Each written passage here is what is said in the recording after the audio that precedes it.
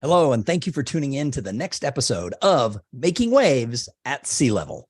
My name is Thom Singer, and I have been hosting this show for, literally over 8 years and nearly 800 episodes. And I'm so excited that you've tuned in to listen. As you know, if you've been listening lately, we've changed up the format a little. For most of the 750 episodes that have existed over the last 8 years, this show has been an interview-style formatted show. And I had to go on to hiatus for a while because I started running an association. I'm now the CEO of the Austin Technology Council, and we started our own podcast. It's an interview show of the best entrepreneurs in the Austin technology community who are changing Austin and the world. So if you like the interview format, go check out Austin Tech Connect, the official podcast of the Austin Technology Council. But in the meantime, I am going to use Making Waves at Sea Level as a place to share ideas and thoughts in a short format.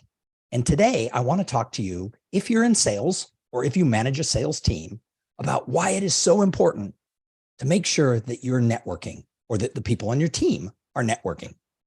Now, very often when I talk to a sales manager, they're like, oh, no. I don't encourage my people to get involved in industry organizations, to attend events, because if they're a good salesperson and they get known, what's going to happen is someone's going to steal them away. Well, wait a minute. So you don't want people to be as good as they can be. You don't want them to set themselves up for future career opportunities. What you really want to do is have mediocre people and hide them away. The truth is, if you have someone on your team who is an awesome salesperson, everyone in your industry is already going to know and their phone is going to ring. Your job isn't to hide them and keep the reputation of your company a secret in your industry. Instead, you should encourage everyone on your team to go out there and be active in your local community or in your industry, depending on what is your product or your service, but make sure that your people are visible. And your job is to give them opportunities, to pay them well, and continue to let them grow so they want to stay at your company.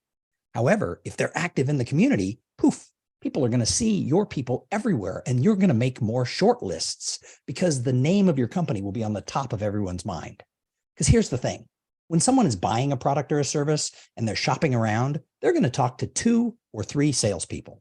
But here's the thing. If your people aren't on that list, if your company's not one of those 2 or 3 companies, what is your chance of getting that business?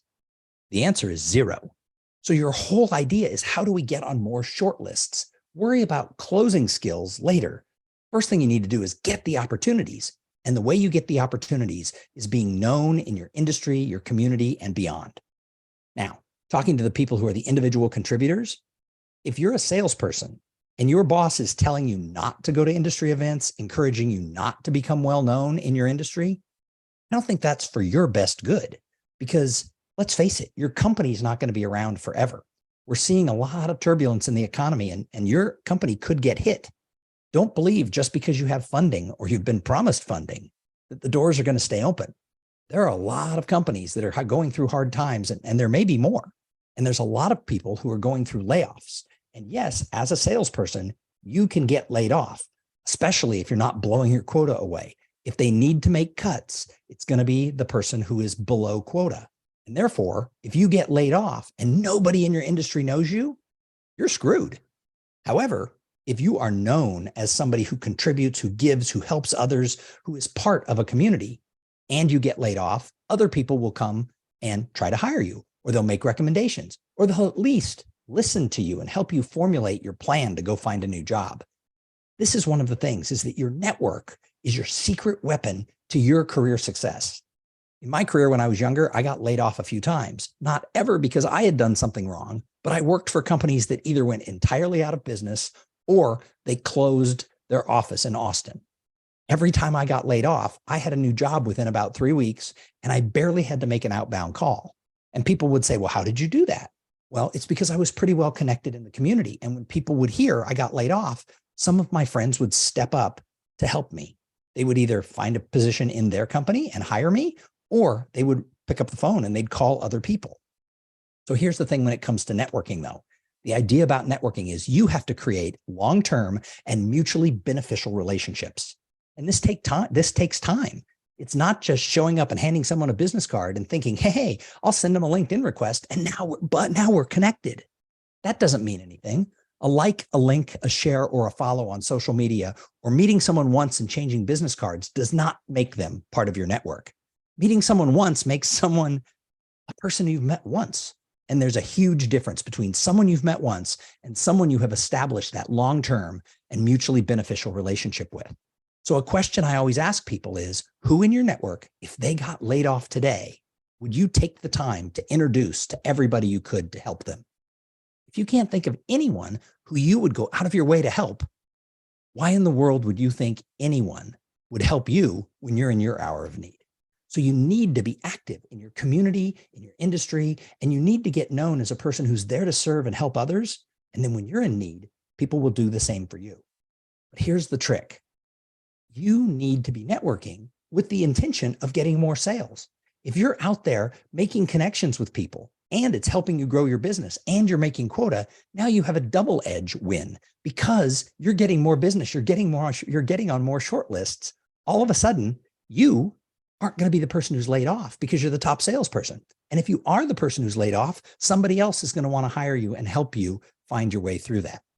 Now, if you're a boss who's doing what I said earlier, who's trying to hide your people, ask yourself why. Wouldn't it be better if more people in your industry knew who your company was and what great work you did and how much everyone loves to work there?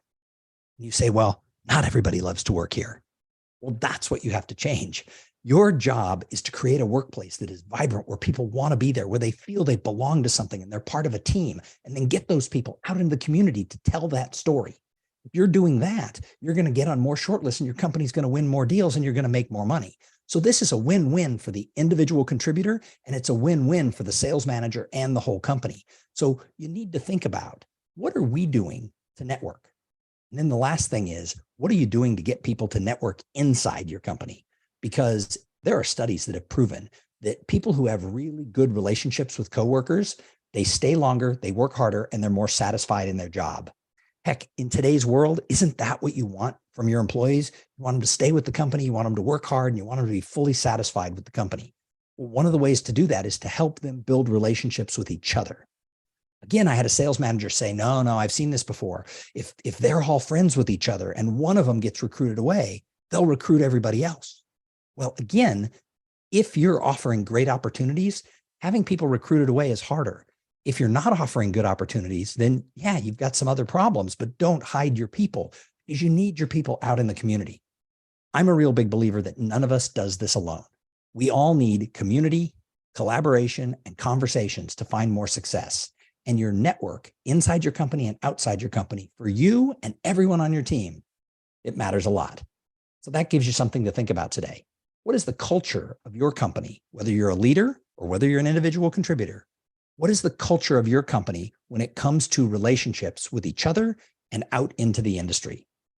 If you start to crinkle your nose and say it's not real good, be the leader, whether you're that contributor or you're the manager, be the leader who works to change that. Thanks for tuning in and listening to Making Waves at Sea Level.